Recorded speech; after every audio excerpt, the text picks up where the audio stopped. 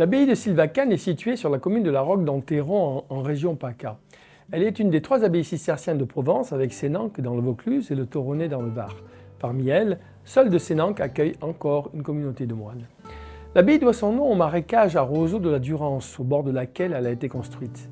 Sylvacane faisant référence à Sylva, forêt, et Cana, roseau.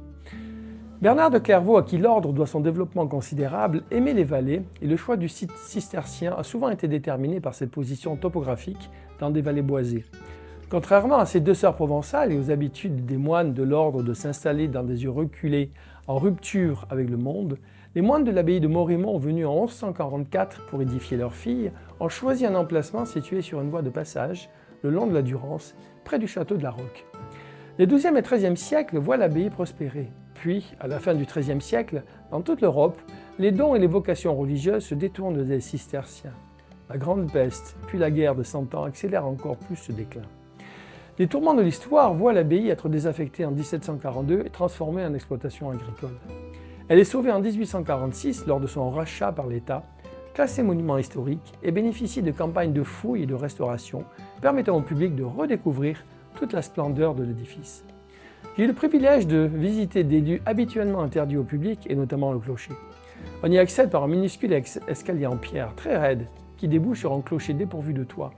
Des baies géminées très élégantes ont été construites, caractéristiques du clocher de Sylvacane, alors même que rien dans l'art cistercien très dépouillé ne justifie une telle élégance. Si leur ouvrage a subi des destructions et des outrages, force est de constater qu'il est toujours présent, grâce à la foi des hommes et des femmes qui ont compris leur message et qui ont œuvré à la restauration de l'abbaye. Comme dans toutes les abbayes cisterciennes, bâties sur le même schéma, on retrouve la salle du chapitre, un dortoir, un chauffoir, magnifiquement restauré avec ses colonnes très ouvragées, un réfectoire et la porterie qui est l'entrée de l'abbaye mais qui n'existe plus aujourd'hui.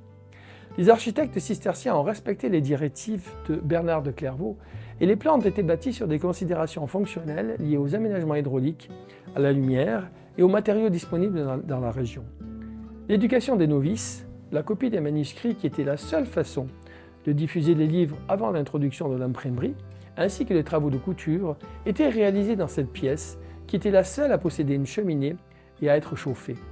Je vous invite à vous rendre sur place, visiter ce joyau de l'architecture cistercienne qui est servi par une acoustique remarquable. Bonne découverte!